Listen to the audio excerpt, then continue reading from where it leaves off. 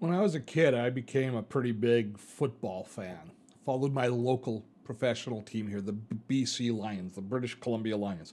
They were an awful football team as I grew up. They just won the Grey Cup championship a few years before I became a fan. But after that, they had, I think, nearly 20 years of futility. But I still followed them, and I was a huge fan. And I can remember as a kid sitting down and waiting for the delivery of our afternoon newspaper because I would just consume every word that the sports columnists in the Vancouver Sun published.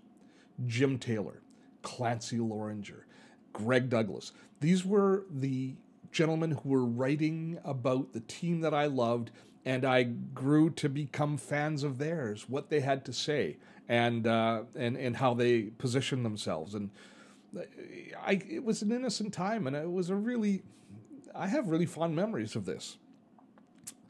Jim Taylor, who was, I think, my favorite of those columnists, passed away just a few weeks ago, and I just heard about it now. And my connection to Jim isn't just because of that little boy reading his articles sitting down on my porch on a summer days reading about the BC Lions and their travails. But later on in life, I started to do a lot of work in scoreboard operations, doing the scoreboards and the computers in the different sports arenas in Vancouver. And I got to hang out in the press lounge for all of these events because that was where my office was and where I did all of the work. And I got to know all of these guys. I got to know all of these reporters and columnists who I had idolized as a kid growing up.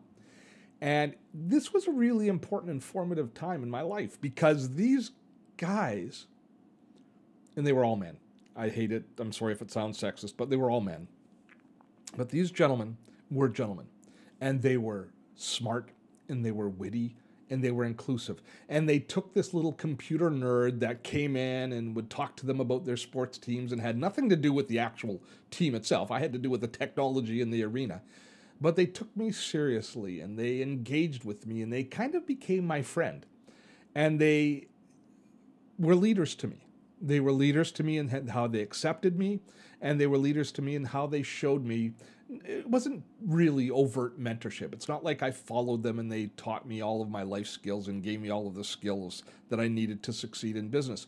But they gave me a lot of the skills that I needed to succeed in life and to understand what success looked like and to understand how to relate to others.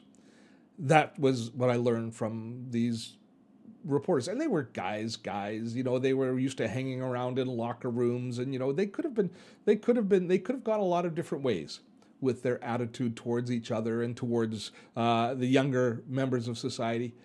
But they were wonderful men. Clancy Loringer passed away years ago, and we just lost Jim.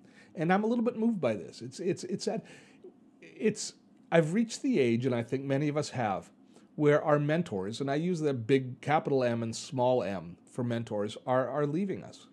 And we're losing them. And they meant so much to so many of us that we've reached the age where we're losing we're losing that umbrella that sat over our heads, that were our betters to a certain extent, that they're the people who we looked up to. And as they leave, who do we have left to look up to? It's kind of sad. I read this article. I'll share the link with you. It's about growing old, when you think you're old. And they talk about the different kind of hallmarks that different people look at as far as aging goes. And I think some of the interesting comments are, old is my age plus 4.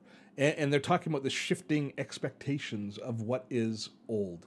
That when we were in our 20s and 30s, we thought 50 was old. As we approached 50, we thought 60 is old or 70 is old. The millennials now that are entering their 40s think that old starts at 55 or 60. Us baby boomers think that old starts at maybe 75. I love one description, and this is the one that resonates with me. I wonder if it resonates with you. Old is when you stop being interested in learning new things. That's pretty good, isn't it?